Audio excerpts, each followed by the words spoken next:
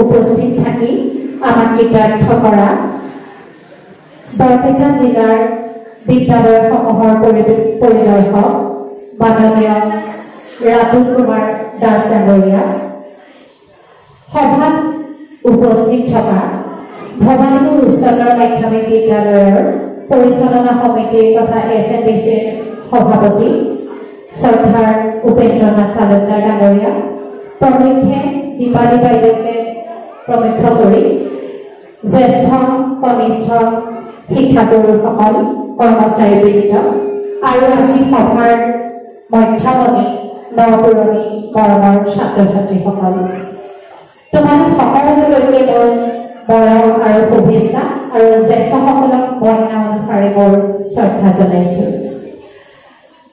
নৱাগত আদৰণি সভা ক'বলৈ গ'লে সকলোৰে বাবে এটা হেঁপাহৰ দিন, হয়নে নহয়? সকলোৰে বাবে এটা হেঁপাহৰ দিন। জীৱনত নৱাগত হোৱাৰ সুখ, জীৱনত পুৰণি হৈ বিদায় দিয়াৰ দুখ, দুটা বস্তুৱে এটা মুদ্ৰাৰ ইপিঠি আৰু সিপিঠি। এই নৱাগত সভাৰ মধ্যমণি মৰমৰ ছাত্ৰ ছাত্ৰীসকলক উদ্দেশ্যহে কৰিহে মই কথাখিনি কওঁ। জ্যেষ্ঠসকলক উপদেশ দিয়া বা তেওঁলোকৰ শিক্ষাগুৰুসকলক কথা কোৱাৰ ধৃষ্টতা মোৰ নাই। তথাপিও আৰম্ভ কৰিছোঁ এটা বিখ্যাত শ্লোকেৰে, বিদ্যা দদাতি বিনয়ম, বিনয়ম জ্ঞাতি পাত্ৰতা, পাত্ৰতা ধনম আপ্লুতি, ধনা ধৰ্মম ততঃসুখম। অৰ্থাৎ বিদ্যাই মানুহক বিনয়ী কৰে আৰু সেই বিনয়তাই যোগ্যতা কঢ়িয়াই আনে। আৰু যোগ্যতাৰ ফলত মানুহে কি কৰে? ধন উপাৰ্জন কৰে। আৰু ধন উপাৰ্জনৰ মাজেৰে মানুহে কি কৰে? ধৰ্মৰ প্ৰচাৰ কৰে। আৰু সেই ধৰ্মৰ জৰিয়তে লাহে লাহে মানুহে কি কৰে? প্ৰকৃত সুখ উপভোগ কৰে।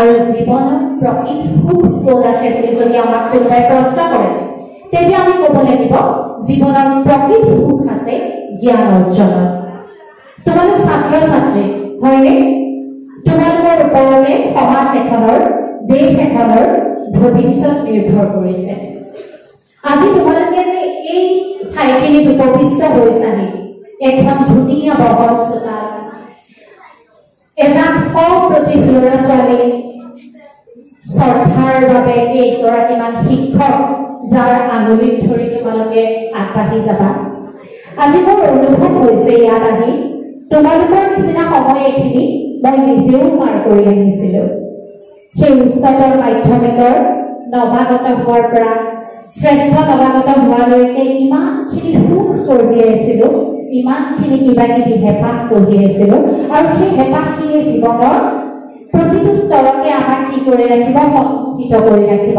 আকৰ্ষিত কৰি ৰাখিব ইয়াত উপবিষ্ট হৈ আছে শ্ৰদ্ধাৰ অশোক কুমাৰ দাস ডাঙৰীয়া মই শ্ৰদ্ধাৰ ককাইদেউ বুলিয়ে কৈছোঁ তেখেতে কৈছে যে ল'ৰা ছোৱালীখিনিক এনেকৈ ক'বলৈ সাহস বটোৱাইছোঁ দৰকাৰ হ'লে দুই এটা লিখিও দিছোঁ এই যে শিক্ষকসকলে তোমালোকক এই কামখিনি কৰিছে কিহৰ কাৰণে কৰিছে বাৰু কিহৰ কাৰণে কৰিছে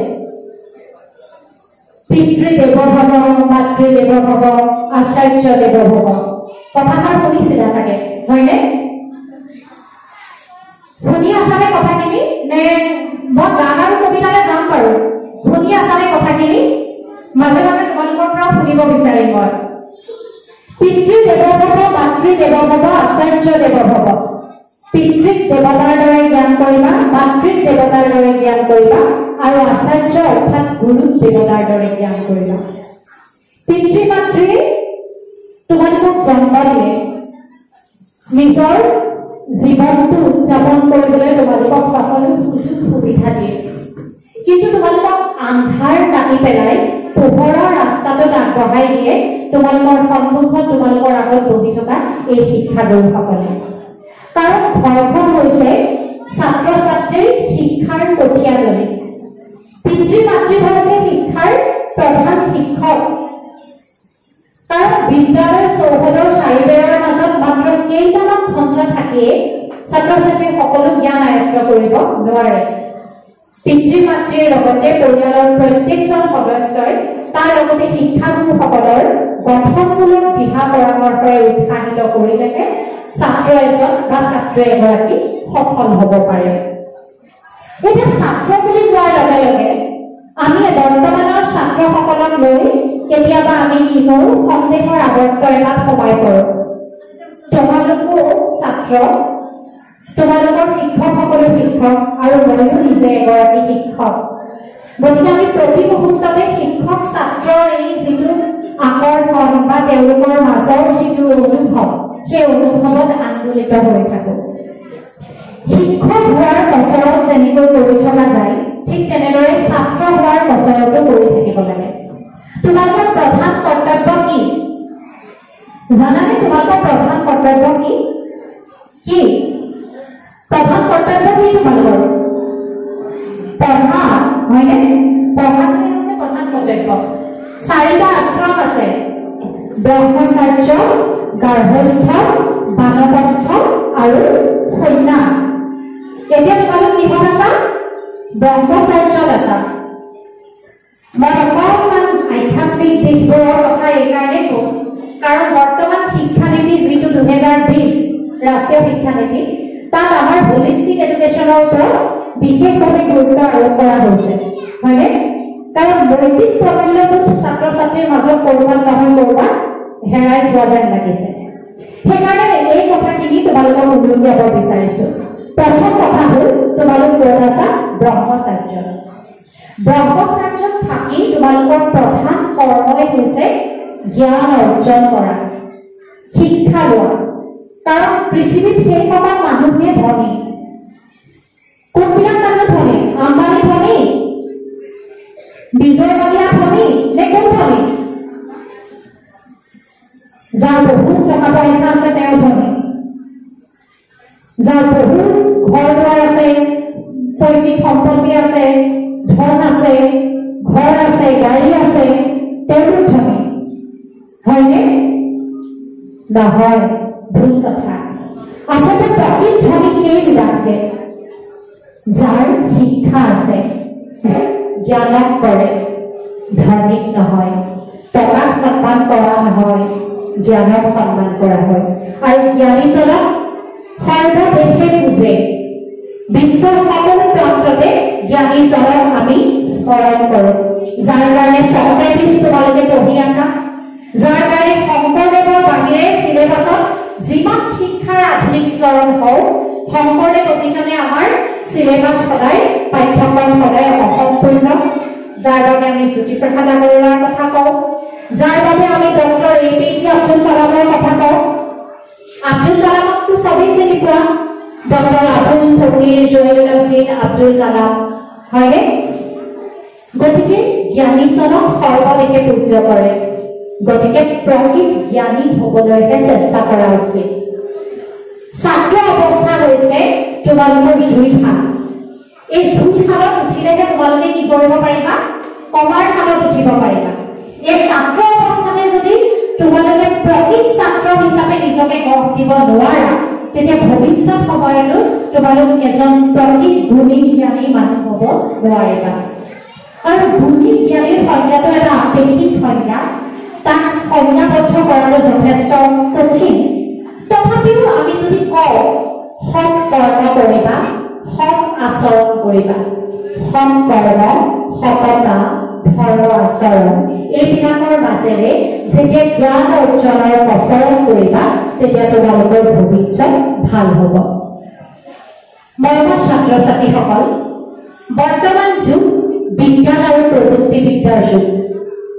গতিকে বিজ্ঞান আৰু প্ৰযুক্তিবিদ্যাৰ যুগত নিজকে যদি এজন প্ৰতিযোগী হিচাপে থিয় কৰাব নোৱাৰা, তেতিয়াহ'লে নিজৰ স্থানটো বহুত দূৰত ৰাখিব, নিজৰ ভৰিৰ মাটিখিনি ক'ৰবাত হেৰুৱাব। গতিকে তোমালোকে কি কৰিব পাৰিবা? নিজৰ ভৰিৰ ওপৰত থিয় হ'বলৈ হ'লে তোমালোকে জ্ঞান অৰ্জন কৰিব লাগিব, আৰু জ্ঞান অৰ্জনৰ মাজেৰে নিজকে এজন দক্ষ প্ৰতিযোগী হিচাপে কি কৰিব লাগিব? নিজকে স্থাপন কৰিব লাগিব। বৰ্তমান বিজ্ঞাপনৰ যুগ, এডভাৰটাইজ।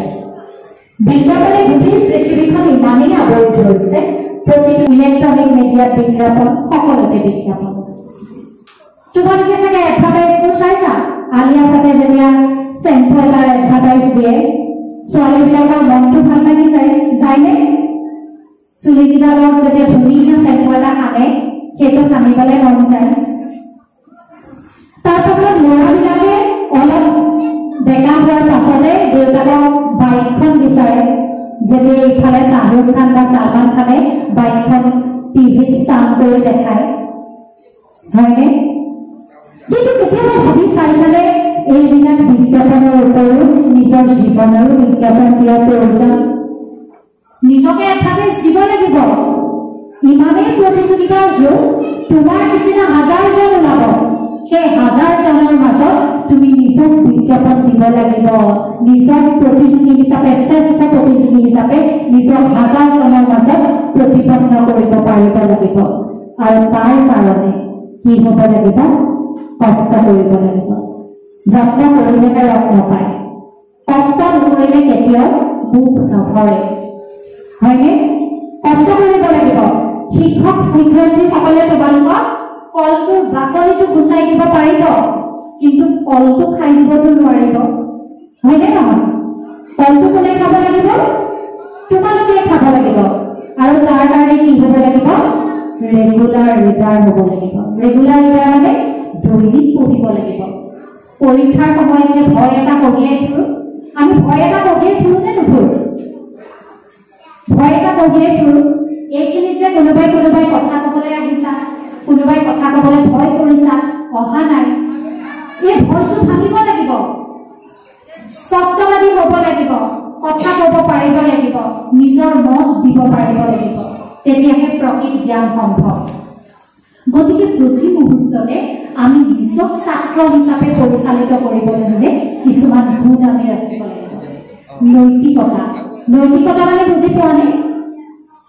শ্ৰেণীকোঠা এটা তোমালোক বহি আছা যেনিবা, কোনোবা এজন শ্ৰেণীকোঠাৰ বাহিৰত আছে, তোমালোকৰ ছাৰ বা বাইদেৱে কিবা পঢ়াই আছে। বাহিৰলৈ গৈছিলা বাহিৰলৈ যোৱাৰ পাছত তোমালোকে সুধিবা কেনেকে মে কামিং ছাৰ বা মে কামিং মে বা মই সোমাব পাৰোঁনে ছাৰ সেইটো তোমালোকৰ কি সৌজন্যতা হয়নে বুজি সোমোৱাটো তোমালোকৰ সৌজন্যতা শিক্ষকসকলক শ্ৰদ্ধা কৰা পিতৃ মাতৃক শ্ৰদ্ধা কৰা সেইটো তোমালোকৰ নৈতিকতা এই শিক্ষাগুৰুসকলে কেতিয়াবা গালি দিয়ে ধমকি দিয়ে আজিকালি ল'ৰা ছোৱালীয়ে কি কয় ছাৰে মোক বৰ বেয়াকে কয় কিন্তু ছেকেণ্ডৰ আগতহে বিদ্যা আমাৰ সময়ত বিজ্ঞানৰ ছাৰে আমাক এইবিলাক দাগ লগাই দিছিল এটা যদি প্ৰশ্ন নোৱাৰো এনেকে বেগ দিয়ে বেটৰ ভয়ত আমি কেতিয়াবা তেল সানি যাওঁ পিছলি যায় এইবোৰ দাগ লগাই দিছে কিন্তু এতিয়া যদি শিক্ষক এজনে ছাত্ৰ ছাত্ৰীক অকণমান শাসন কৰিবলৈ হয় পাৰিলে শিক্ষকৰ ওপৰতে কেছ দি দিব কিন্তু আচলতে সেইটো নহয় শিক্ষকসকলৰ ধাৰটো তোমালোকে জীৱনত কেতিয়াও বুজিব নোৱাৰিবা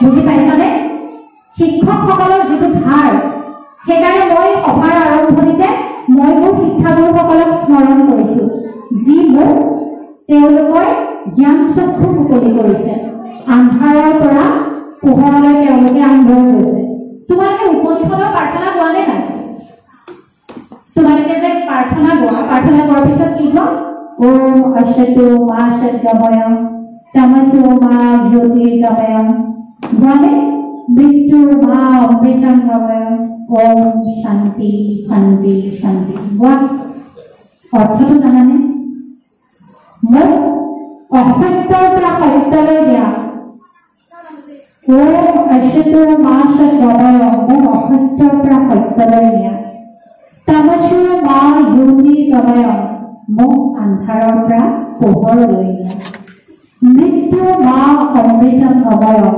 মৃত্যুৰ পৰা অমৃত্যুলৈ নিয়া এতিয়া মৃত্যু বুলি কোৱাৰ লগে লগে কি ধাৰণা হয় মৰিলে আৰু মানুহ হেৰাই যায়নে নাযায় মৃত্যু হোৱাৰ পিছততো মানুহ আৰু নাথাকে মৃত্যু হোৱাৰ পিছত কি হয় কোনেও নাজানে কিন্তু মৃত্যু হৈ কায়িকভাৱে মানুহৰ জীৱনটো শেষ হোৱাৰ পিছত মানুহ কেনেকৈ জীয়াই থাকিব পাৰে এনিবডি কোনোবাই জানানে কেনেকৈ জীয়াই থাকিব পাৰে মানুহ মৰাৰ পাছতো কোৱাচোন কোনোবাই জানে কেনেকৈ জীয়াই থাকিব পাৰে কামৰ জৰিয়তে হয়নে সেইকাৰণে কি কৈছে কবি মহাপুৰুষৰ স্বামীকিৰে জীৱনৰ আমিও কৰিব পাৰোঁ জীৱন কৰি অভিনয় শেষ হ'লে আয়ু দেৱী মাৰ বোলে থৈ যাব পাৰোঁ খোজ সময় পানী খোজ থৈ যোৱাটো ইমান সহজ নহয় সময় পানী খোজ থৈ যোৱাৰ কাৰণে আমি কি কৰিব লাগিব কষ্ট কৰিব লাগিব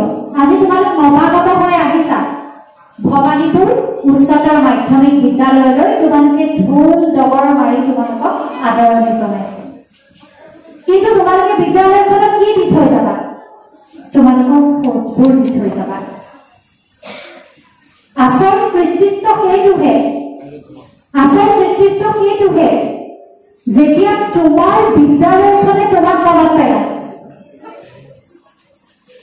তুমি বিদ্যালয়খনক মনত পেলাই থাকিলে নহব তোমাৰ বিদ্যালয়খনে তোমাক মনত পেলাব লাগিব আমুক নামৰ এগৰাকী ছাত্ৰী আছে আমুক নামৰ এজন ছাত্ৰ আছে তুমি যে বহি আছা বেঞ্চখন তোমালোক যে বহি আছা সেই বেঞ্চখনতো আজি তুমি বহি আছা কাইলৈ বেলেগ বহিব তাৰপিছত আকৌ বেলেগ বহিব প্ৰজন্মৰ পিছত প্ৰজন্ম আহিব কিন্তু সেই বেঞ্চখনে সেই শ্ৰেণী কোঠাটোৱে তোমালোকৰ আঙুলিত ধৰি তোমালোকক ৰাস্তা দেখুৱাই দিয়া শিক্ষকজনে কেতিয়াবা তোমাক মনত পেলাব সেইটো কিমান ভাল লগা কথা মোৰ খুব ভাল লাগে জানানে মই নিজে গৌৰৱ কৰাৰ ধৃষ্টতা মোৰ নাই কিন্তু যিমানখিনি নহয় স্কুলৰ অৱস্থাৰ পৰা মহাবিদ্যালয় বিশ্ববিদ্যালয়লৈকে মোক বিদ্যালয়ৰ শিক্ষক বা মহাবিদ্যালয় বিশ্ববিদ্যালয়ৰ শিক্ষকসকলে মনত পেলায় কেনেকৈ মনত পেলাব পাৰে কোৱাচোন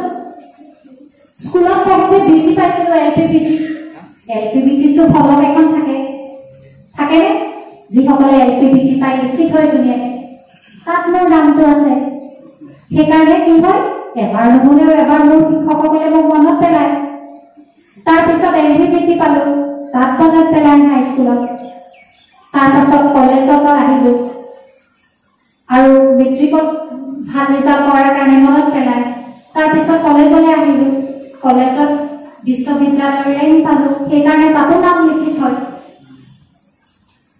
তাৰ পাছত বিশ্ববিদ্যালয়ৰ ৰেংক পালোঁ, তাতো নামটো থাকে। সেইটো হ'বলৈ চেষ্টা কৰিবা। বুজি পাইছানে? মই মোৰ নিজৰ জীৱনৰ উদাহৰণটো এইকাৰণেই দিছোঁ যাতে তোমালোকে অনুপ্ৰেৰণা পোৱা। মনত এইটোৱে ৰাখিবা, তোমাক শিক্ষকসকলে মনত পেলাওক, এই স্কুলখনে, এই বিদ্যালয়খনে তোমাক মনত পেলাওক। তোমাৰ পদৰ ধূলিখিনি এই বিদ্যালয়খনত পৰি যাওক। বহুত পাছ কৰি যায়, ষ্টেণ্ডো কৰে, বহুতে ষ্টেণ্ড কৰি যায়, ঢোল ডগৰ বজাই তেওঁলোকক কি কৰে, সম্বৰ্ধনা জনায়। তাৰ পাছত তেওঁলোক বাৰু কিমান দূৰলৈকে গতি কৰে কোনে খবৰ ৰাখে? তেওঁলোকে বা কিমান বিদ্যালয়খনৰ খবৰ ৰাখে? কিন্তু আমাৰ প্ৰধান দায়িত্ব, যিখন ঘৰে যিখন পিতৃ মাতৃয়ে আমাক কি কৰিছে, জন্ম দিছে, খাবলৈ এমুঠি ভাত দিছে, তেওঁলোকৰ প্ৰতি আমি কি হ'ব লাগে, কৃতজ্ঞ হ'ব লাগে। তেওঁলোকক জীৱনত আমি কেতিয়াও পাহৰিব নালাগে।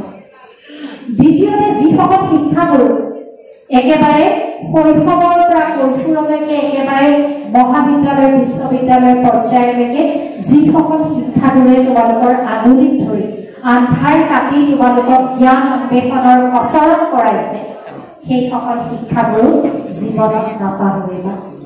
তেওঁলোকৰ ভৰিখন চুই যদি আশীৰ্বাদ লৈছা, তাতকৈ আৰু পুণ্য তোমালোকৰ বাবে একোৱে হ'ব নোৱাৰে। ভগৱান বিশ্বাস কৰা নে নকৰা? কৰা। ভগৱান বিশ্বাস কৰিলে কি হয়?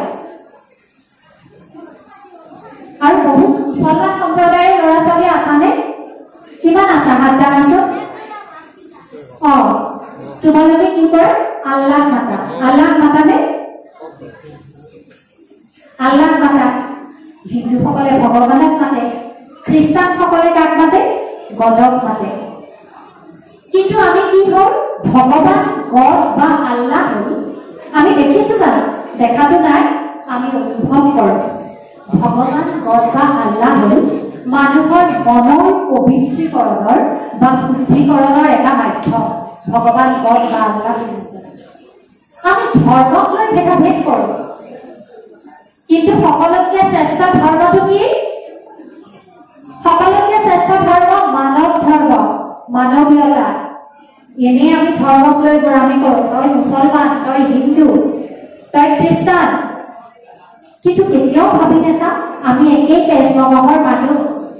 WBC RBCবোৰ বেলেগ ওলাব নেকি? নে প্লেটিলেট বেলেগ ওলাব?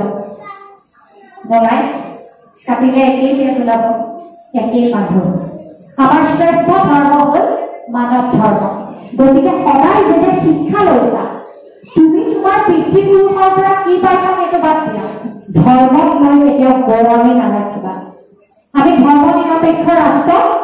আমাৰ যিটো ভাল লাগে, এতিয়া মই যদিও হিন্দু ধৰ্ম, মোৰ কেতিয়াবা বিৰাট ভাল লাগে বৌদ্ধজিম, বুদ্ধিজিমটো মোৰ ভাল লাগে, বৌদ্ধ মোৰ ভাল লাগে। আৰু কেতিয়াবা অলপ দিনৰ আগত মই শ্বিলঙলৈ গৈ আহিছোঁ, তাত মই মনেষ্ট্ৰীত সোমাইছোঁ, গীৰ্জাত সোমাইছোঁ। কেতিয়াবা গৈ পুৱামাত্ৰাত গৈ এনেকৈ গৈ আল্লাহকো মাতিছোঁ। সেই ধৰণৰ মনোভাৱটো থাকিব লাগিব। ধৰ্মৰ ক্ষেত্ৰত যিটো উদাৰ নৈতিক মনোভাৱ, ধৰ্মই আমাক নীতি সম্বলিতভাৱে জীৱন জীয়াৰ কিছুমান কচৰৎ শিকায়। তাৰ বাহিৰে ধৰ্ম একো নহয়। ধৰ্ম তেতিয়াহে শ্ৰেষ্ঠ হ'ব যেতিয়া ইজনে মানুহৰ প্ৰতি মানৱীয়তা দেখাব, সহমৰ্মিতা দেখাব, তেতিয়াহে প্ৰকৃত ধৰ্ম। সেই কথাখিনি ছাত্ৰ অৱস্থাৰ পৰা মনত ৰাখিবা আৰু সেই কথাখিনি অনুধাৱন কৰি ভৱিষ্যত সময়ত আগবাঢ়ি যাবলৈ চেষ্টা কৰিবা। বৰ্তমান যুগটো ডিজিটেল যুগ। ডিজিটেল যুগ হয়নে? কিমানে মোবাইল ব্যৱহাৰ কৰা? ৰেইজ ইউৰ হেণ্ড। হাতটো দাঙাচোন। মোবাইল কিমানে? ভয়ত নহয়, মোবাইল ব্যৱহাৰ কৰাটো বেয়া বুলি কোৱা নাই নে? মই ভয় কৰিব নালাগে। আছে বেছি সংখ্যকে মোবাইল কাৰোবাৰ আছে, দূৰৰ পৰা আহা, লুকুৱাই ছুইচ অফ কৰি ৰাখা, কাৰোবাৰ মা দেউতাৰ আছে ব্যৱহাৰ কৰা। কিন্তু মোবাইলত কি চোৱা তোমালোকে? YouTube, Facebook, social media, Instagram, ল'ৰাবিলাকে দুই এটাই পাবজি খেলা, হয়নে? ল'ৰাবিলাকৰ দুই এটাই পাবজি খেলা। কিন্তু ভাৰতীয় যিবিলাক ল'ৰা ছোৱালী নিজৰ ভৰিত কেনেকৈ কুঠাৰ মাৰি আছে। চাইনাই মোবাইলত চব সুবিধা দি দিছে, এণ্ড্ৰইডটো চেফটি ফিচাৰ্ছ তেওঁলোকে একো দিয়া নাই, চব সুবিধা দি দিছে। আমাৰ ল'ৰা ছোৱালী ইয়াতে মাৰিলে টিপা গড়গাঁও, ইয়াতে মাৰিলে টিপা গড়গাঁও পাৰিলে টিপা, হয়নে? পাবজি খেলি খেলি গমেই নাপায়। বাহিৰত কি কৰিছে, সেই মোবাইলটোকে ব্যৱহাৰ কৰি ৰিচাৰ্চ কৰিছে, গৱেষণা কৰিছে। আৰু আমাৰ ল'ৰা ছোৱালীয়ে ভাল সময়খিনি মোবাইলৰ ছ'চিয়েল মিডিয়া স্ক্ৰল কৰি, ইনষ্টাগ্ৰাম স্ক্ৰল কৰি কটাই দিছে। বহুতে তোমালোকে যে চাই থাকা ইউটিউব ব্লগ চোৱা, কিবা চোৱা, পইচা অৰ্জন কৰি আছে, বাকীবিলাকে ইনকাম কৰিছে। বহুতে মুখৰে কথা কৈয়ে ইনকাম কৰি আছে। সেই স্থানলৈ যাবলৈ চেষ্টা কৰা। শিক্ষা অবিহনে তোমালোকে তামোল পাণৰ দোকান এখনো দিব নোৱাৰা। শিক্ষা দিবলৈ হ'লে শিক্ষা থাকিলেহে চব কাম কৰিব পাৰিবা। কাৰণ শিক্ষিত এজনে কৰা কাম আৰু অশিক্ষিত এজনে কৰা কামৰ মাজত আকাশ পাতাল প্ৰভেদ আছে। তুমি তোমাৰ অনাথ ধৰি আইতাক শিকাব পাৰিব লাগিব, আইতা এই নিয়মটো এলানটো কৰিয়া, তুমি এই নিয়মৰ পৰা ওলোৱা। আমি নতুন দিনৰ আলোক সন্ধানী ল'ৰা ছোৱালী, আমি নতুন দিনৰ পোহৰত নতুন জীৱন যাপন কৰিম। কিন্তু শিপা বিচ্ছিন্ন হয় নহয়। তোমালোকে নিজৰ ভৰিৰ মাটিখন চিনি পাব লাগিব, নিজৰ শিপাডাল খামুচি ধৰিব লাগিব, হয়নে? শংকৰদেৱ, হজৰত মহম্মদ, মহাত্মা গান্ধী, এই মহাপুৰুষসকলক বন্দনা কৰিব লাগিব। তেওঁলোকৰ কথাখিনিৰ মাজেৰে নিজৰ জীৱনটো জীয়াব লাগিব, তেতিয়াহে প্ৰকৃত জ্ঞান অৰ্জন কৰিব পাৰিবা। আৰু বৰ্তমান ডিজিটেল যুগ, হয়নে? গোটেই ডিজিটেল ইণ্ডিয়া। আমাৰ এতিয়া কলেজত মই আজি 10 বজাৰ ক্লাছটো কৰিব পৰা নাই, কিন্তু মই কলেজতে আছো, মোৰ ক্লাছ ডিজিটেল প্লেটফৰ্মত বাজি আছে, ষ্টুডেণ্টে ক্লাছত সোমাই আছে। এটা মই লাইভ ক্লাছ কৰিব পাৰোঁ। আজি মিটিংখনৰ কাৰণে কালিৰ ক্লাছৰ ৰেকৰ্ডিং মই কালিয়ে কৰিছোঁ। 10 বজাৰ ক্লাছত মোৰ ল'ৰা ছোৱালীয়ে ক্লাছ কৰি আছে, হয়নে? পৃথিৱীখন ইমান গোলকীকৰণ হৈ গৈছে, কেনেকুৱা লেভেলত গুচি গৈছে। এতিয়া তোমালোকে যেতিয়া ডাঙৰ হৈ যাবা, বহুতে ফিজিক্স বালাৰ ক্লাছ কৰে, বহুতে APSCৰ কাৰণে বিভিন্ন ঠাইত কোচিং কৰে, মেডিকেল ইঞ্জিনিয়াৰিঙৰ কাৰণে কোচিং কৰে। আজিকালি ল'ৰা ছোৱালী ঘৰতে থাকে, ঘৰতে থাকি অনলাইনত কোচিং কৰে। এতিয়া ভাবি চাইছানে, এই যে ব্যৱহাৰ কৰি থকা মোবাইলটো, তোমালোকে যে যি বস্তু চাই থাকা, এনেকুৱা কিছুমান এই মোবাইলটোত এপ আছে। এই এপবিলাকত তোমালোকে বহুত জ্ঞান অৰ্জন কৰিব পাৰিবা। সাহিত্যৰথী লক্ষ্মীনাথ বেজবৰুৱা বুলি এটা এপ আছে, সাহিত্য.org বুলি এখন আলোচনী আছে, কিমান ধুনীয়া ধুনীয়া কথা আছে। ইউটিউবৰ জৰিয়তে নোৱাৰা বস্তুবোৰ তোমালোকে চাব পাৰা, প্ৰত্যেকটো বস্তু। এতিয়াতো ChatGPTৰ যুগ। ChatGPTত তোমালোকে কি কৰিব পাৰা, কিবা এটা টাইপ কৰি দিয়াৰ লগে লগে সেই বিষয়ে সাংঘাতিক তথ্য আহি যায়। উইকিপিডিয়াত বিভিন্ন তথ্য আহি যায়। আমাৰ অসমীয়াতো আজিকালি তথ্য আহি আছে। মাজতে আমাৰ ল'ৰা ছোৱালীক আমি স্বয়মৰ ক্লাছ কৰাইছিলোঁ, study event for active learning for young aspiring mind. স্বয়মৰ জৰিয়তে ল'ৰা ছোৱালীয়ে সেই বিশেষ বিষয়ৰ শ্ৰেণী বা ক্লাছ লয়। অলপ দিনৰ আগতে আমাৰ BSP মহাবিদ্যালয়ৰ তোমালোকে ৰিজাল্ট হয়তো শুনিছিলা। তোমালোকৰ এইখিনিৰ ওচৰতে কৃষ্ণা দাস বুলি এগৰাকী ছাত্ৰীয়ে অৰ্থনীতি বিষয়ত বিশ্ববিদ্যালয়ৰ ভিতৰত প্ৰথম শ্ৰেণীৰ প্ৰথম স্থান লাভ কৰিছিল আৰু তেওঁৰ পিছত এন্ট্ৰেন্সতো প্ৰথম শ্ৰেণী পাইছে। তেওঁ কি কৰিছিল জানানে? তেওঁ ইকনমিক্স পঢ়ি থাকে, অৰ্থনীতি পঢ়ি থাকে, প্ৰিয় ছাত্ৰী আছিল দেই। আৰু মাজে মাজে তেওঁ আহে, বাইদেউ ভেৰিয়েশ্যন লাগে, অকল কিমান ইকনমিক্স পঢ়ি থাকিম, আপুনি মোক স্বয়মত এটা ভাল কৰ্চত সোমোৱাই দিয়ক। মই হিষ্ট্ৰী পঢ়িব বিচাৰোঁ, মই লিটাৰেচাৰ পঢ়িব বিচাৰোঁ, সাহিত্য পঢ়িব বিচাৰোঁ, বুৰঞ্জী পঢ়িব বিচাৰোঁ। ইমান আগ্ৰহ চোৱাচোন। সেয়া পঢ়িলে, পৰীক্ষা দিলে, তাৰ পৰা বিভিন্ন জ্ঞান অৰ্জন কৰিলে। তোমালোকে ভাবা, অকল চিলেবাছৰ পাঠ্যপুথি জ্ঞানখিনি ল'লেই মানুহ ডাঙৰ হয়। মুখস্থ ৰাখা মাৰে, মুখস্থ কৰে, পাছ কৰি যায় পৰীক্ষা। সেয়া কিন্তু প্ৰকৃত জ্ঞান নহয়, ব্যৱহাৰিক জ্ঞানৰো বহুত প্ৰয়োজন। তোমালোকে কি কৰিব লাগিব? বুৰঞ্জী, অৰ্থনীতি, সমাজনীতি, ৰাজনীতি, বৰ্তমান দেশখনত কি চলি আছে, বৰ্তমান সাম্প্ৰদায়িক বা সমসাময়িক অৱস্থাটো কেনেকুৱা, ৰাজনৈতিক প্ৰেক্ষাপট কেনেকুৱা, ছাত্ৰ সমাজৰ ওপৰতে সকলো দায়িত্ব থাকে। কৃষ্ণকান্ত সন্দিকৈয়ে ছাত্ৰৰ কৰ্তব্য আৰু শিক্ষা বুলি এখন ৰচনা লিখিছিল। তাত কি কৰিছিল, ইউৰোপীয় ছাত্ৰৰ লগত ভাৰতীয় ছাত্ৰৰ এক তুলনা কৰিছিল। ইউৰোপত কি হয়, ছাত্ৰ অৱস্থাতে একেবাৰে শিশু অৱস্থাতে বা ছাত্ৰ অৱস্থাতে বহুত কথা পঢ়িছিল। আধ্যাত্মিকতাৰ জ্ঞান লয়, নৈতিকতাৰ জ্ঞান লয়, তাৰপিছত বিভিন্ন ধৰণৰ সামৰিক জ্ঞান লয়, অৰ্থনৈতিক জ্ঞান লয়, বিভিন্ন ধৰণৰ জ্ঞান তেওঁলোকে অৰ্জন কৰে আৰু সেই জ্ঞানেৰে তেওঁলোকে ভৱিষ্যত সময়ত নিজকে এজন সুস্থ সবল নাগৰিক হিচাপে প্ৰতিষ্ঠিত কৰে। আমি অকল কিতাপৰ জ্ঞান লৈ থাকিলে নহ'ব। অকলে আনে অমিতা, আমিতাই আনে আম, কেঁচা কেঁচা ফলবোৰ পেট ভৰাই খাম, সেয়া মুখস্থ কৰি থাকিলে নহ'ব।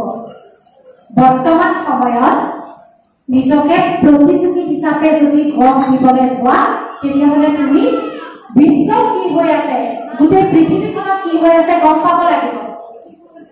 আজিৰ পৰা 3-4 দিনৰ আগত মই কলিকতালৈ গৈছিলোঁ। আমাৰ কলেজৰ পৰা, অসমৰ পৰা আমি মাত্ৰ 3জন গৈছিলোঁ। NPTEL ৱৰ্কশ্বপ এখন আছিল 6 আৰু তালৈ নিমন্ত্ৰণ পাইছিলোঁ। তাত যেতিয়া গৈছিলোঁ, আমি অসমৰ তেজপুৰ ইউনিভাৰ্চিটিৰ এজন ছাৰ গৈছিল, মোৰ দৰে SPOC আছিল। আমাৰ অসমৰ কলেজৰ পৰা মই গৈছিলোঁ আৰু অসম বিশ্ববিদ্যালয়ৰ এজন ছাৰ আছিল আৰু নগাঁও সাগৰীজান কলেজৰ এগৰাকী বাইদেউ আছিল। অসমৰ পৰা আমি প্ৰতিনিধিত্ব কৰা মানুহ সেইকেইজনে আছিল। তাত ইমান দুখ লাগিছিল জানানে, আমাৰ অসমৰ ল'ৰা ছোৱালীয়ে অনলাইনত কোৰ্চ কৰাৰ কথাই গম নাপায়, অথচ বিহাৰ, ঝাৰখণ্ড, পাটনা, পশ্চিমবংগৰ ল'ৰা ছোৱালীয়ে 50-20 হাজাৰ টকাকে পুৰস্কাৰ পাইছে সেইখন মঞ্চত। কিহৰ কাৰণে? এই মোবাইলটো ব্যৱহাৰ কৰি কোৰ্চ কৰিছে, পৰীক্ষা দিছে মোবাইলতে টিপি পেলাই, মোবাইলত ক্লিক কৰি এক্সাম দিছে, এক্সামত টপাৰ হৈছে, হৈ পেলাই 50,000কৈ টকা পাইছে। আৰু আমাৰ অসমৰ পৰা এটাও ল'ৰা ছোৱালী নাই। দুখ লাগিছে। প্ৰত্যাহ্বান সেইখিনিতে আমাৰ অসমৰ ল'ৰা ছোৱালীবিলাকে কি কৰি আছে? ৰাতিপুৱা বেগ এটা বান্ধি লৈ, মই অলপ গালি চালিও পাৰোঁ দেই, ল'ৰা ছোৱালীবিলাকক গালি পাৰি থাকোঁতে বেয়া নাপাবা, ভালৰ কাৰণে গালি পাৰি। বেগ এটা ৰাতিপুৱাই বান্ধি লৈ, দেউতাকে কপালৰ কাম কেঁচা কাম মাটিত পেলাই, মাকে দিনৰ দিনটো ৰান্ধি বাঢ়ি বনাই দিয়া ভাতকেইটা খাই স্কুললৈ আহে, কলেজলৈ আহে। তাৰপাছত কলেজত আহি ক'ত ভাজা পায়, ক'ত কিবা পায়, সেইবোৰ চিন্তা কৰি থাকিব। শিক্ষকে পঢ়াই থাকিব, গুৰুত্ব নিদিয়ে, কথা কি কয় কাণেৰে নুশুমায়, ঘৰত গৈ নপঢ়ে। তাৰপাছত কি কয়, স্কুলখন বেয়া, টিচাৰবিলাকে ভালকৈ নপঢ়ায়, কলেজখন বেয়া, শিক্ষকে ভালকৈ নপঢ়ায়। তোমালোকে কি কৰিছা? তোমালোকৰ দায়িত্বটো তাতকৈ বেছি। মই ক'লো শিক্ষকসকলে কলটো বাহিৰলৈহে গুচাই দিব পাৰিব, কলটো খাই দিব নোৱাৰে। তোমালোকৰ মাজৰ সেই সপ্ৰতিভ ল'ৰা ছোৱালীবিলাকৰ সপ্ৰতিভ মনটো জাগ্ৰত কৰা। আমি পাৰিম, পৃথিৱীত নোৱাৰা কাম একো নাই। সেই পোহৰ হ'বলৈ চেষ্টা কৰা। আনৰ পোহৰেৰে পোহৰ হৈ নহয়, নিজৰ পোহৰেৰে পোহৰ হ'বলৈ চেষ্টা কৰা। প্ৰতিজন আলোকসন্ধানী ল'ৰা ছোৱালীৰ উদ্দেশ্য প্ৰথম ধৰ্মটোৱে হৈছে শিক্ষা আহৰণ কৰা। গতিকে সেই শিক্ষা আহৰণ কৰিবলৈ চেষ্টা কৰা, কষ্ট কৰা। পৃথিৱীত নোৱাৰা কাম একোৱেই নাই। ল'ৰাবিলাকৰ বহুত দায়িত্ব আছে। মই জেণ্ডাৰ ডিছক্ৰিমিনেশ্যন কৰা নাই, লিংগ বৈষম্য কৰা নাই। আমাৰ এইবাৰ হায়াৰ ছেকেণ্ডেৰীত যিগৰাকী ছোৱালীয়ে হায়েষ্ট মাৰ্ক পাইছে, 82.34 নম্বৰে 83 point something পাইছে, তেওঁ ডিফাৰেণ্টলি এবল, বিশেষভাৱে সক্ষম। দেউতাকে গাড়ী এখনেৰে থৈ যায় আৰু লাহেকে বেলেগৰ হাতত ধৰি তাই খোজটো ভালকে কাঢ়িব নোৱাৰে। গতিকে পৃথিৱীত সকলোৰে সমান অধিকাৰ আছে। বিশেষভাৱে সক্ষমজনৰো আছে, অন্ধজনৰো আছে, ছোৱালীৰো আছে, ল'ৰাৰো আছে, কণাজনৰো আছে, ফুৰাজনৰো আছে, সকলোৰে আছে। প্ৰত্যেকৰে মাধ্যম বেলেগ বেলেগ। অন্ধ স্কুলতো ল'ৰা ছোৱালীয়ে সেই শিক্ষাই গ্ৰহণ কৰে। অলপ দিনৰ আগত হিন্দী এখন মুভি একদম ব্লকবাষ্টাৰ হৈছে, শ্ৰীকান্ত মুভিখন কোনোবাই চাইছা নেকি? নাই চোৱা। তাত এটা অন্ধ ল'ৰাৰ যিটো অৰ্থব্যৱসায়, সেই অৰ্থব্যৱসায়ৰ কথা কৈছে। চিনেমা চোৱানে তোমালোকে? তোমালোকৰ মনবোৰ এতিয়া উমনীয়া হয়নে? অলপ বয়সন্ধিৰ সময় যে বেছিকৈ কল্পনা কৰি থাকা, কল্পনাৰ পৃথিৱীখনত উঠি থাকি থাকা। কিন্তু কল্পনা কৰিবা, কল্পনা কেনেকৈ কৰিবা? আজি যে তোমালোকৰ ছাৰ বাইদেউসকল যিখিনি স্থানত বহি আছে, কাইলৈ যাতে তোমালোকো সেই স্থানখিনিত বহিব পাৰা, সেইটো কল্পনা কৰিবা। সুনিতা উইলিয়ামছ মহানাগৰলৈ গৈছে নিজৰ সৰ্বস্ব ত্যাগ কৰি। উভতি আহিবনে নাই সেইটো এতিয়ালৈকে ফেব্ৰুৱাৰী 2025 উভতি আহিম বুলি ভাবিছে। নিজৰ জীৱনৰ সৰ্বস্ব দি গৈছে গৱেষণা। কিহৰ কাৰণে? জ্ঞানৰ কাৰণে, শিক্ষাৰ কাৰণে, নিজৰ কিবা এটা খোজ ভৱিষ্যত প্ৰজন্মলৈ ৰাখি যাবৰ কাৰণে। গতিকে তোমালোকৰ ওপৰত বহুত দায়িত্ব আছে। কিমান দায়িত্ব আছে? মা দেউতাৰ দায়িত্ব আছে। মা দেউতাক বৃদ্ধাশ্ৰমত ৰখাৰ কথা কোনবিলাকে ভাবে? যিবিলাক ছাত্ৰই আছিল কোনবে, যিবিলাক শিক্ষিতই নহয়। শিক্ষাৰ নামত তেওঁলোকে কেৱল ধন ঘটিবলৈ শিকিলে, প্ৰকৃত জ্ঞান অৰ্জন নকৰিলে। নহবা জানি শুনি কোনেও নিজৰ পিতৃ মাতৃক বৃদ্ধাশ্ৰমত নাৰাখে। শিক্ষাগুৰুলৈ পিঠি নিদিয়ে। শিক্ষাগুৰুৱে কোৱা কথাখিনি অনুধাৱন কৰিবলৈ যত্ন কৰে। সেইজন ব্যক্তি হ'বলৈ চেষ্টা কৰিবা। নহবা হায়াৰ ছেকেণ্ডেৰী পাছ কৰি যাবা, এন্ট্ৰান্স এক্সামত প্ৰতিযোগিতা ভাল মহাবিদ্যালয় এখনত নাম ভৰ্তি কৰিবলৈ সুযোগ নাপাবা। কিমান উভতি যায়। গতিকে ৰাস্তাটো বৰ দীঘল, কাঁইটীয়া ৰাস্তা। সেই কাঁইটীয়া ৰাস্তাত খোজ দিবলৈ কাঁইটবোৰ ভাঙিব লাগিব। আৰু মোৰ বিশ্বাস তোমালোকে সেই কাঁইটখিনি ভাঙিব পাৰিবা। তোমালোকৰ খোজবোৰ সবল কৰিব পাৰিবা। ছোৱালীবিলাকে কি ভাবা? তোমালোকে ধুনীয়াকে সাজি কাচি আহিব লাগে। সঁচাকে ছোৱালীবিলাকে ধুনীয়াকে থকাটো ভাল। আজি মই তোমালোকৰ ওচৰত যে কথা ক'বলৈ আহি ইমান ধুনীয়াকে মেখেলা চাদৰ পিন্ধি আহিছো, লিপষ্টিক লগাই আহিছো, চুলি বান্ধি আহিছো, ধুনীয়া ফুলি পিন্ধি আহিছো। বেয়াকে যদি আহিবলেহেঁতেন কি ক'লাহেঁতেন? বাইদেউজনী আহিলে কেনেকে আহিছে গেছটা আহিছে ক'লাহেঁতেন নে? কেনেকেনো আহিছে? মোৰ কথাখিনি শুনি থাকিবলৈ মন নগ'লহেঁতেন। সদায় মানুহ কি হৈ থাকিব লাগে? প্ৰেজেণ্টেবল হৈ থাকিব লাগে। ধুনীয়াৰ সংজ্ঞাটো সেইটো নহয়। পৃথিৱীৰ প্ৰতিজন মানুহেই ধুনীয়া। থাকিব জানিব লাগিব। থাকিব জানিলে পৃথিৱীৰ প্ৰতিজন মানুহেই ধুনীয়া। মানুহে অন্তৰ সংস্কৃতি উত্তৰণ কৰিব লাগিব। জ্যোতিপ্ৰসাদে কি কৰিছিল? ৰূপান্তৰেহে জগত সুন্দৰ কৰে, এইবোৰ গায়ত্ৰী মন্ত্ৰ।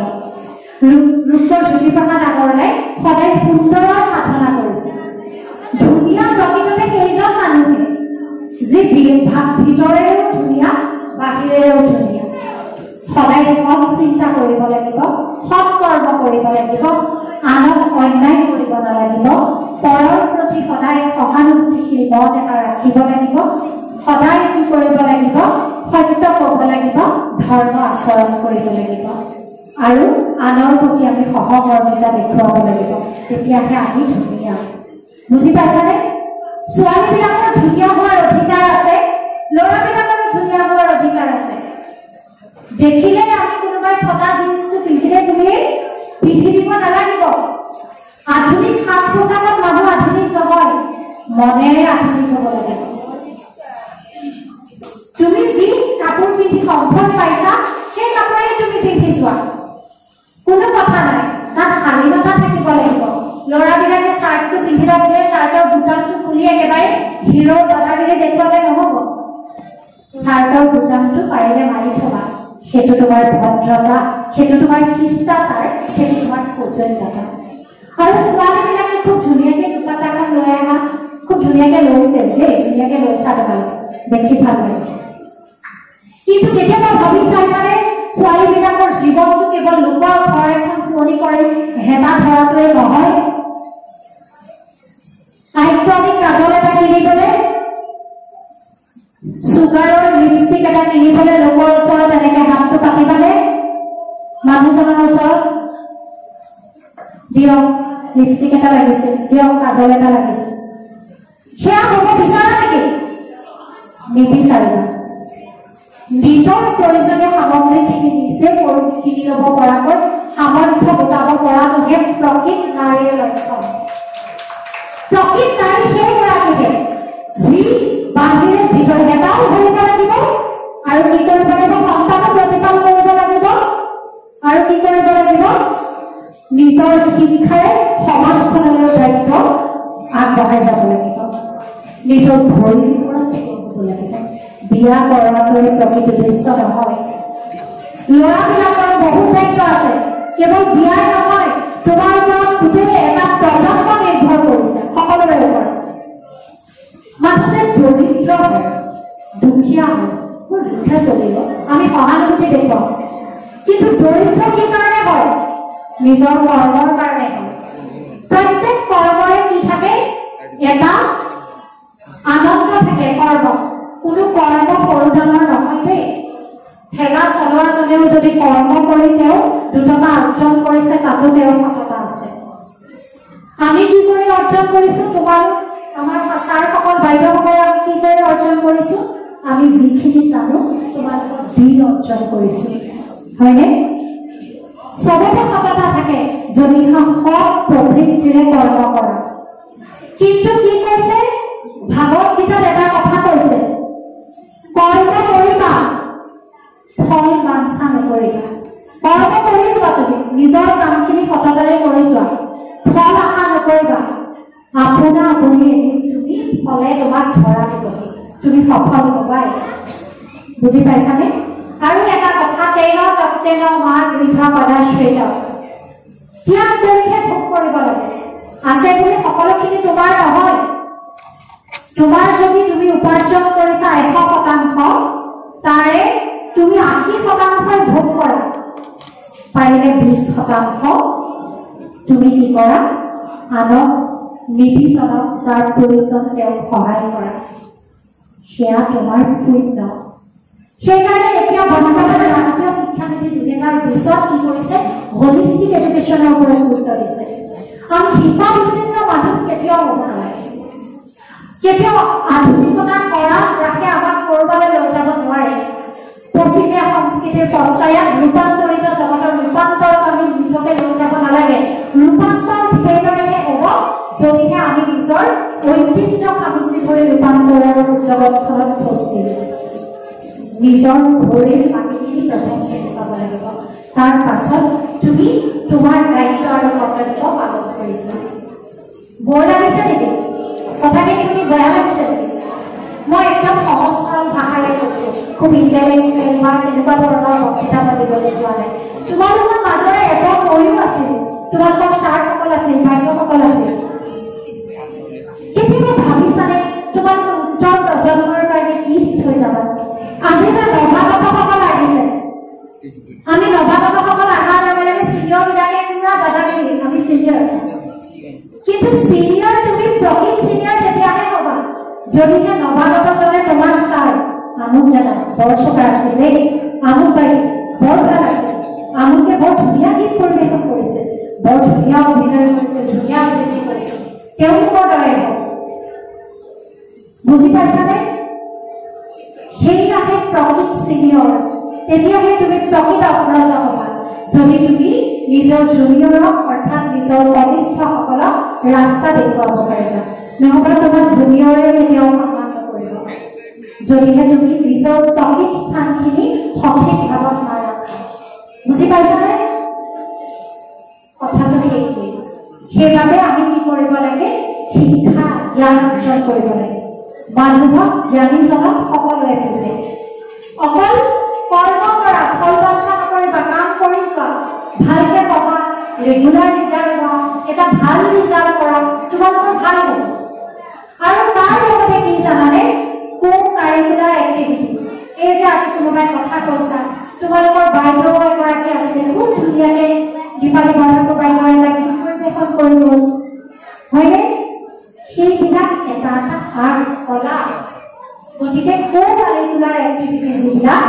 যিবিলাক আনুষংগিক শিক্ষা সেইবিলাকৰ বহুত প্ৰয়োজন আজি যে এনচিচি যে কৰি আছা তোমালোকৰ মাজৰ পৰা কোনোবাজন স্থল সেনা বায়ু সেনাত যাব পাৰিবা হয়নে দেশৰ প্ৰতিৰক্ষাৰ বাবে তোমালোকে জীৱন উৎসৰ্গা কৰিবা আজি দিলীপ দাসক আমি কি কৰিছো সকলোৱে তেওঁক আমি শ্ৰদ্ধাৰে পৰণ কৰোঁ অলপ দিনৰ আগত আমি নিজে দিলীপ দাসৰ ঘৰৰ পৰা আহিছোঁ দেশৰ বাবে ত্যাগ কৰিব পৰাটো কম ডাঙৰ কথা নহয় সেই অংগীকাৰবদ্ধ হ'ব লাগে আমি পাৰি পৃথিৱীত নোৱাৰা কাম একো নাই তোমালোকৰ মাজৰ পৰা বোকা পানী গছকি অহা মানুহবিলাকেই পৃথিৱীত জীৱন জীওৱাৰ মন্ত্ৰ গাই আছে তোমালোকে নাভাবিবা গুৱাহাটীত থকা ল'ৰা ছোৱালীহে ভাল গুৱাহাটীত তোমালোকৰ বিদ্যালয়খন টাইলছৰ নহ'ব পাৰে কিন্তু ইয়াৰ মাজৰ পৰাই সোণৰ চেকুৰা ওলাই যাব পাৰে হয়নে সেয়া বহুত ডাঙৰ কথা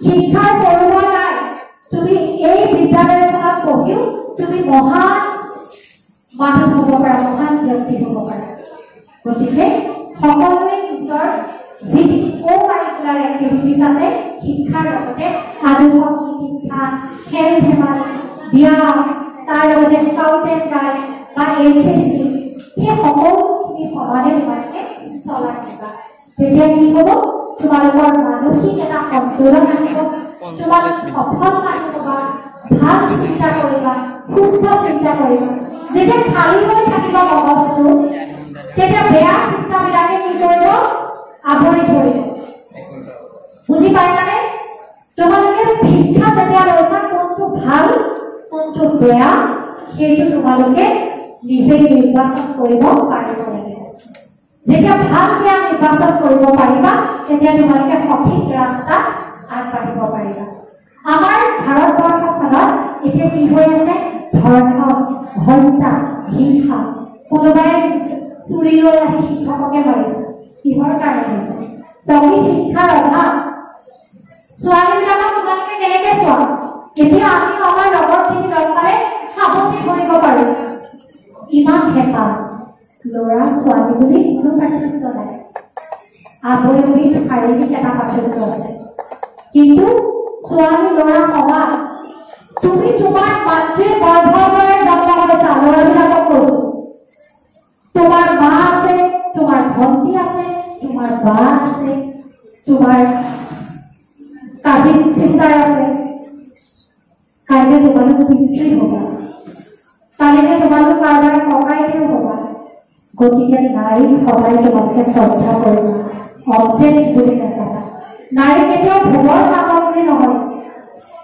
তুমি যদি কোনোবা লগৰ বান্ধৱী এজনীকো শ্ৰদ্ধা কৰিব জনা নাই বান্ধৱী এজনীকো সন্মান কৰিব জনা নাই তেতিয়াহ'লে আওপকীয়াকৈ তুমি তোমাৰ মাৰ অসন্মানি কৰিছা তুমি তোমাৰ মাক তুমি অসন্মানি কৰিছা গতিকে প্ৰতিজন পুৰুষ প্ৰকৃত পুৰুষ তেতিয়াহে হ'ব যেতিয়া তেওঁলোকে নাৰীকো সমানে পুৰুষৰ নিচিনাকে শ্ৰদ্ধা কৰিবলৈ শিকিব আৰু তেতিয়াই পৃথিৱীখনত কি হ'ব ধৰ্ষণ নাইকিয়া হ'ব হাজাৰজনী মৌপিতাৰ জীৱন বাচিব গতিকে তোমালোকে মূৰত সদায় ভাল চিন্তা ল'বা নেতিবাচক চিন্তা নল'বা এই মোবাইলটোৰ নীলা স্ক্ৰীণখনত বহুত কিবা কিবি ওলায় বেয়াবোৰ পাৰিলে স্কিপ কৰিবা ভালখিনি ল'বা তেতিয়াই ভাল কাম হ'বা আৰু বিশেষ কথা নকওঁ বহুতখিনি কথাই ক'লোঁ আজি তোমালোকৰ মাজত উপবিষ্ট হ'বলৈ সুযোগ প্ৰদান কৰাৰ বাবে ভৱানীপুৰ উচ্চতৰ মাধ্যমিক বিদ্যালয়ৰ সন্মানীয় শৈক্ষিক সমন্বয়ক অশোক কুমাৰ নাথ ডাঙৰীয়াৰ লগতে প্ৰতিজন শিক্ষাগুৰুকে মই ধন্যবাদ আৰু কৃতজ্ঞতা জনাইছোঁ আৰু ভাবিছোঁ এই বাতৰিৰ পৰাই তোমালোকৰ মাজৰ পৰাই সপ্ৰতি এগৰাকী ছাত্ৰ ছাত্ৰী ওলাওক সমাজখন সুস্থ সবল সুচাৰুৰূপে পৰিচালিত কৰিবলৈ তোমালোকক ভগৱানে শক্তি দিয়ক যিহেতু সৰুৰ পৰা মোৰ কৰ্মস্থান অলপ আগত যে আহিছিল ৰাতুল দাস ডাঙৰীয়া বিদ্যালয়সমূহৰ পৰিদৰ্শক বৰপেটা জিলা তেওঁ প্ৰথমতে শিক্ষক আছিল আমাৰ মহাবিদ্যালয়ত তেওঁ শিক্ষকতা কৰিছিল বা তেওঁ প্ৰায় 3-4 মাহমান হয়তো লগ পাইছোঁ আৰু একেলগে আমি খুব গীত পৰিৱেশন কৰোঁ তেওঁ মোক ককাই দিয়ে দাদাৰ দৰে তেওঁ মোক এষাৰ কথা কৈছে ভাবি জন্মস্থান আৰু কৰ্মস্থান সদায় একেই জন্মস্থান মানুহৰ যিমান হেঁপাহৰ হয় কৰ্মস্থান হ'ব সিমানে হেঁপাহৰ হয় সেইকাৰণে মোৰ জন্মস্থান মাজুলী মই মাজুলীত সৰুতে প্ৰতিমূৰ্তিতে আৰু আজিকালি ক'ব নোৱাৰাকে সৰুতে কাম ভবানীপুৰ কৰিছিলোঁ বহুত কৰিছিলোঁ গতিকে মই চাম তেতিয়াহ'লে মই হয়তো দুৰাশা হৈ যাম তোমালোকৰ মাজৰ পৰাই এদিন ভবানীপুৰ উচ্চতৰ মাধ্যমিক বিদ্যালয়ৰ পৰা এনেকুৱা ছাত্ৰ ছাত্ৰী ওলাও যাক আমি সম্বৰ্ধনা জনাবলৈ দিয়া সেই আশাৰে সেই হেঁপাহেৰে মোৰ ক'বলগীয়া কথাখিনি সামৰণি মাৰিব বিচাৰিছোঁ কথা কোৱাৰ বৰ বিশেষ অভিজ্ঞতা নাই শিক্ষকৰ ওচৰতে কৰি আছোঁ শিকি আছোঁ তোমালোকৰ মাজৰ পৰাই ওলাই আহি তোমালোকৰ মাজৰে এজন কথাখিনি ক'বলৈ চেষ্টা কৰিলোঁ আৰু ভাবিছোঁ তোমালোকে মোৰ কথাখিনি মনত ৰাখিবা পঢ়িবলৈতো এদিন কলেজলৈ যাবাই আকৌ লগ হ'ম এই কথাখিনি উপলব্ধি কৰি জ্ঞান অন্বেষণৰ আলোক সন্ধানী যাত্ৰী হ'বা বুলি আশা কৰিছোঁ যিহেতু তোমালোকৰ ছাৰে মোক কৈছিলে যে মই কবিতাও গাওঁ এইবিলাক চৰ্চা কৰি থাকোঁ আচলতে ভাল পাওঁ কাৰণে কৰোঁ মই বিজ্ঞানৰে ছাত্ৰী আছিলোঁ জানানে প্ৰথমতে বিজ্ঞানৰ ছাত্ৰী আছিলোঁ কিন্তু ইমানেই সাহিত্য ভাল পাইছিলোঁ সেই মেডিকেল কচিঙৰ পৰা ক'ব নোৱাৰাকৈ তিনিবাৰ মেডিকেল কচিং কৰি লাহেকৈ ষ্ট্ৰীমেই চেঞ্জ কৰি পেলাইছিলোঁ গতিকে সদায় সেয়াহে কৰিবা যি পঢ়ি তুমি আত্মতৃপ্তি লাভ কৰা ভাল পোৱা তাত তুমি সফল হ'ব পাৰিবা বিষয় কেতিয়াও অন্তৰায় হ'ব নোৱাৰে আৰু ভাষা কেতিয়াও অন্তৰায় হ'ব নোৱাৰে মাধ্যম কেতিয়াও অন্তৰায় হ'ব নোৱাৰে অসমীয়া মাধ্যমত পঢ়া ল'ৰা ছোৱালীও এতিয়া গোটেই বিশ্বত বন্দিত হৈ আছে তোমালোকৰ এই বৃহত্তৰ বৰপেটা অঞ্চলৰ পৰাই ইমান শিক্ষিত মানুহ আমেৰিকা ইণ্ডোনেছিয়া তাৰপিছত তোমালোকৰ ছুইজাৰলেণ্ডত বিভিন্ন ধৰণৰ কাম কৰি আছে তোমালোক তাৰ মাজৰে এজন হ'ব পাৰিবা বুলি মোৰ দৃঢ় বিশ্বাস আৰু তোমালোকৰ বাবে এটা কবিতা মই বহুত আগতে ছাত্ৰ ছাত্ৰীসকলক উদ্দেশ্য কৰি এটা কবিতা লিখিছিলোঁ সেই কবিতাটোকে মই পাঠ কৰি দিম হে আলোক সন্ধান তোমালোক পোহৰৰ ৰাস্তাত যোৱা ল'ৰা ছোৱালী তোমালোকৰ বাবে এই কবিতাটোৰ শিৰোনাম হে আলোক সন্ধান নিৰ্জনতাৰ গভীৰ ঘৰটো আমি পোহৰাই তুলি তোমালোকৰ বাবে তোমালোকৰ চকুত চাব খোজো নতুন দিনৰ হেঁপাহ আৰু জ্ঞানৰ পোহৰ অদম্য আশা বুকুত বান্ধি তোমালোকে কৰা অবিৰত কচৰতৰ আমি একোজন নাবিক জ্ঞানৰ শিখাৰে নিজক জ্বলাই তোমালোকক পোহৰাই তুলি তোমালোকৰ তৃষ্ণাটোৰ আশাবোৰ বুকুৰ গভীৰত সাঁচত সস্নেহ উন্তি জীপাল কৰি তোমালোকৰ অৰ্ধপুষ্পিত কুহুমীয়া সপোনটো তোমালোক আগবাঢ়ি আহা নিতৌ চিৰ জ্যোতিষ্মান আলোকেৰে আলোকিত একোজন পোহৰ সন্ধানী যাত্ৰী হৈ তোমালোক আগবাঢ়ি আহা ৰাতিৰ আন্ধাৰ কাটি মুকলি কৰা জ্ঞানৰ পোহৰেৰে নতুন নিশাৰ সপোন বকচা বান্ধি গুজি দিয়া পৰিবিশ্বমান কষ্টৰ ভূমি আৰু উৰুৱাই দিয়া মন সভাৰ লগী সীমা মই ভাবোঁ এইখন মঞ্চৰ পৰাই ভবানীপুৰ উচ্চতৰ মাধ্যমিক বিদ্যালয়ৰ নৱপুৰণি সকলো ছাত্ৰ ছাত্ৰীৰ মাজৰ পৰাই প্ৰতিজন আলোক সন্ধানী যাত্ৰীলৈ মোৰ এই অনুৰোধ তোমালোকে নিজৰ সপোনবোৰ সাকাৰ কৰা তোমালোক একোজন সফল সুস্থ সবল সুনাগৰিক হোৱা তোমালোকে বিদ্যালয়ৰ লগতে পিতৃ মাতৃৰ গৌৰৱৰ কাৰণ হৈ উঠা এই আশা আৰু এই প্ৰতিশ্ৰুতি ৰাখিয়ে তোমালোকৰ ক'বলগীয়াখিনি মই ইমানতে সামৰণি মাৰিছোঁ জয়পুৰ ভবানীপুৰ উচ্চতৰ মাধ্যমিক বিদ্যালয় ধন্যবাদ। সামাজিক পৰিবেশেৰ বড় কথা আমৰা